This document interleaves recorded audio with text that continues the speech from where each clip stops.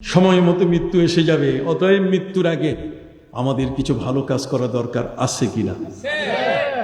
এই ভালো কাজ তো কত কিছু করলেন, জীবনে বাড়ি বানাইলেন, ঘর বানাইলেন, ভালো কাজ করছেন, কিন্তু সদকায়ে জারিয়ার মতো কাজ করছেন? কোনটা সদকায়ে জারিয়া আর কোনটা সদকায়ে জারিয়া না, এটি কি কারো কাছে কখনো পরামর্শ করছে?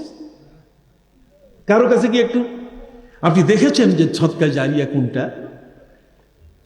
নিঃসন্দেহে আপনার ঘরের জন্য, আপনার বাড়ি তৈরি করা, ইজ্জত আবরু রক্ষা করার জন্য, শীত গ্রীষ্ম থেকে বাঁচার জন্য, আপনার সন্তান সন্ততির লেখাপড়া করার জন্য একটা নিরিবিলি ঘর, একটা বাড়ি, একটা বিল্ডিং, এটা নিশ্চয়ই আপনার জন্য ইবাদত।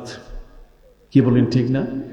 কিন্তু সদকায়ে জারিয়া হইল যে কাজটা আপনি করে গেলেন পৃথিবীতে, সেই কাজটার একটা ব্যাক, একটা এর ফিডব্যাক, অর্থাৎ এই কাজটার একটা অনুদান যেন আপনার আমলনামায় কি চলে আসে। একটা স্বাভাবিকভাবে আপনি রাস্তায় হেঁটে যাচ্ছেন, ভালো কথা, আপনি পাও আছে, ঠ্যাং আছে, আপনি হাঁটলেন, আপনি ভালো পথে যদি যান সব হবে, মন্দ পথে গেলে গুনাহ হয়ে যাবে। কিন্তু সদকায়ে জারিয়া এটা না। সদকায়ে জারিয়া হচ্ছে এটা যে আপনি এমন কিছু অ্যাকাউন্ট খুলে গেলেন, সবের এমন কিছু জায়গা আপনি রেখে গেলেন, যে জায়গাগুলো পৃথিবীতে কোনো দলিলে, কোনো আদালতে কখনো রেজিস্ট্রি হবে না। যেমন মসজিদ, মসজিদের ওয়াকফ দলিল, এটা আর কিয়ামত পর্যন্ত রেজিস্ট্রি হবে না। আপনি কথা বলেন না কেন? আমি কি মিথ্যা কথা বলছি? সম্মানিত সুধী, মাদ্রাসার জন্য যে জমিনটা আপনি দিয়ে দিলেন, মাদ্রাসার জন্য যেটা ওয়াকফ হয়ে গেল, ওয়াকফুলিল্লাহ, আল্লাহর পথে আপনি ওয়াকফ করলেন, তার অর্থ হলো আপনি আল্লাহর হাতে তুলে দিয়ে দিলেন। জমিনের মালিক আল্লাহ, তারপর আল্লাহ পাক রব্বুল আলামিন তিনি বলছেন, বান্দা তুমি যখন এটা আমার হাতে দাও, তখন এটার উপরে আর কারো কর্তৃত্ব থাকে না। লিল্লাহি মুলকুস সামাওয়াতি ওয়াল আরদ, আসমান এবং জমিন সমূহের মালিক আমি, পুরা মালিকানা আমার। কিন্তু তোমাকে তামলিক করেছি, তামলিক বুঝেন? হ্যান্ড ওভার করেছি তোমার কাছে, ওই জিনিসটা তুমি কাস্টোডিয়ান। যেমন আমার দেহের কাস্টোডিয়ান আমি, চোখটা আমার না, এটা আল্লাহর দেওয়া, জিহ্বাটা আমার না, এটা আল্লাহর দেওয়া, অতএব এটার পাহারাদার আমি। জিহ্বা পাইলে ফ্যাস ফ্যাস ফ্যাস ফ্যাস করে শুধু বকতেই থাকবো, শুধু কথা বলতেই থাকবো, শুধুমাত্র বাজে কথা বলবো না। এই জিহ্বাটা নিয়েও কিয়ামতের ময়দানে টানাটানি হবে। কতক্ষণ না? এই কান দিয়ে আপনি গান শুনছেন, কিয়ামতের ময়দানে ফেরেশতারা কান টান দিয়ে ধরবে যে তুই এই কানটাতে শুনছো কেন, তুই গান শুনছো কেন, কান ধরে টান দিবে। কতক্ষণ না? খালি জিহ্বাই টানবে না, বরং কি কান ধরেও কি টান মারবে। খারাপ লাগতেছে আমার কথা? হ্যাঁ, আমার ভাই আমাকে দাওয়াত দিয়েছেন, আজকে ভাই আমার অসুস্থ। কি বলেন, ঠিক কিনা? আজকে উনি থাকলে গত বছরের মতো আমার পাশে বসে থাকত। আল্লাহ তুমি তাকে সুস্থ করে দাও, আল্লাহ তুমি তাকে হায়াত দারাজ করে দাও। তার এই সমস্ত প্রতিষ্ঠানের খেদমত, এতগুলো হাফেজের মাথায় উনি নিজে হাতে পাগড়ি দিয়েছেন দাঁড়াইয়া। আমাকে বলছে, হুজুর আপনি দেন। আমি বললাম আপনিও ধরেন, এই যে সভাপতি এখানে বসে আছে, কতক্ষণ না? উনিও তো, ওনারা তো পুরাতন মানুষ, নতুন তো আর কেউ না, ভাই সহ। সেই মানুষটি আজকে অসুস্থ বিছানায় শুয়ে আছে, ঠিক কিনা? আজকের এই সদকায়ে আইসিইউতে আছে। আজকে তার এই সুন্দর সাজানো বাগান, এটি আল্লাহর নামে ওয়াকফ করে দেওয়া মাদ্রাসা, কতক্ষণ না? যেটা কিয়ামত পর্যন্ত কোনোদিন কোনো সাব রেজিস্ট্রার অফিসে, রেজিস্ট্রেশন কমপ্লেক্সে কোনোদিন রেজিস্ট্রি হবে না। অতএব এমন একটা জিনিস আপনি করে যাবেন যেটা কেউ নিতে পারবে না, কারো মালিকানা আসবে না, একমাত্র আল্লাহর মালিকানা থাকবে। আর সেখানে মানুষেরা সেজদা করবে, রুকু করবে, কোরআন করবে, তেলাওয়াত করবে, সেখানে ইবাদতে যাবে, সেখানে আরাম পাবে, বিশ্রাম নিবে আল্লাহর তেলাওয়াত করতে করতে। আল্লাযীনা ইয়াযকুরুনাল্লাহা কিয়ামান ওয়া কুউদান ওয়া আলা জুনুবিহিম ওয়া ইয়াতাফাক্কারুনা ফী খালকিস সামাওয়াতি ওয়াল আরদ। ওই মসজিদের পাশাপাশি মাদ্রাসা, সেখানে তাফাক্কুর, সেখানে গবেষণা করবে আল্লাহর সৃষ্টি সম্পর্কে, কতক্ষণ না? এগুলো হলো সদকায়ে জারিয়া, এগুলো বন্ধ হবে না। এগুলো কিয়ামত পর্যন্ত, যেহেতু রেজিস্ট্রি নাই, কাজে আর মালিকানা বদল হবে। এর মালিক সেই হবে যেইটাকে পরিচালনা করতে পারবে। যে পরিচালনা করতে পারবে না, সে আউট হয়ে যাবে, আবার নতুন আরেকজন আসবে, কিন্তু জায়গা জমি বিক্রি করার কোনো সুযোগ নাই। আল্লাহু আকবার বলুন। পবিত্র কুরআন মজিদের আয়াত আমি আপনাদের সামনে তেলাওয়াত করেছি। ইন্নাল্লাযীনা আমানু ওয়া আমিলুস সালিহাতি কানাত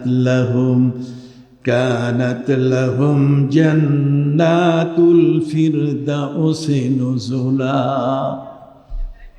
যে ঈমান আনলো আর নেক আমল করলো, কি বলেন ঠিক না?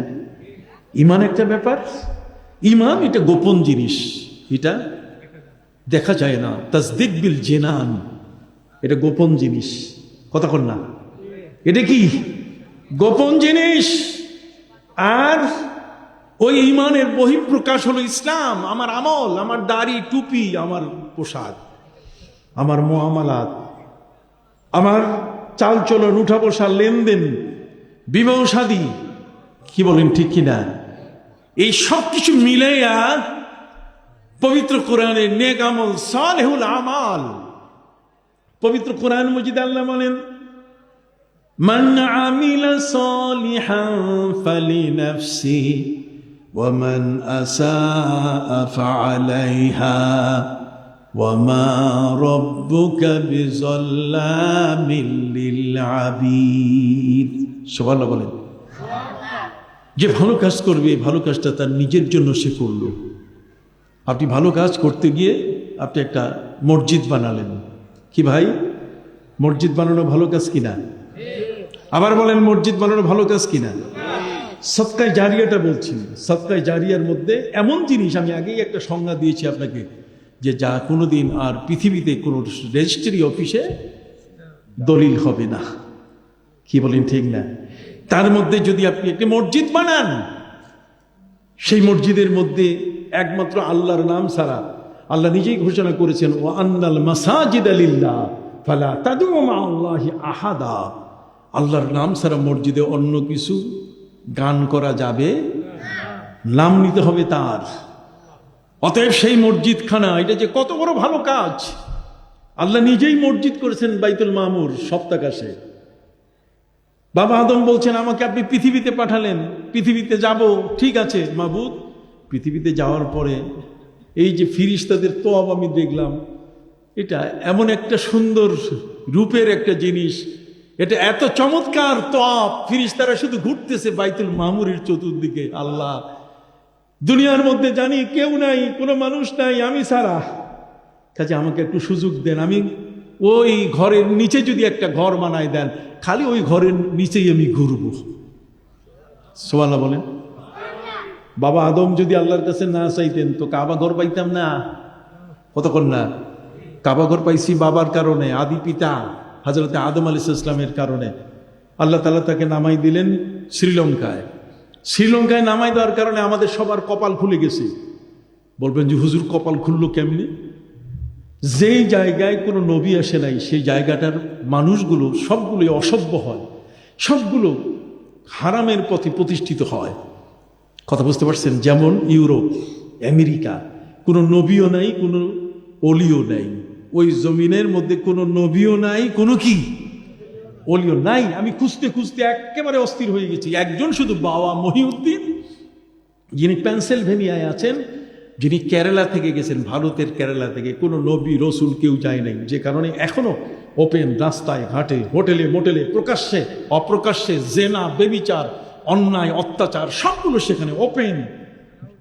সাবওয়েতে, ট্রেনের মধ্যে, মাটির নিচে ট্রেনে যদি 10 মিনিটের জন্য কারেন্ট বন্ধ হয়ে যায়, কত নারীর ইজ্জত নষ্ট হয়ে গেছে, কে কাকে ঠেকাবে? কথা কন।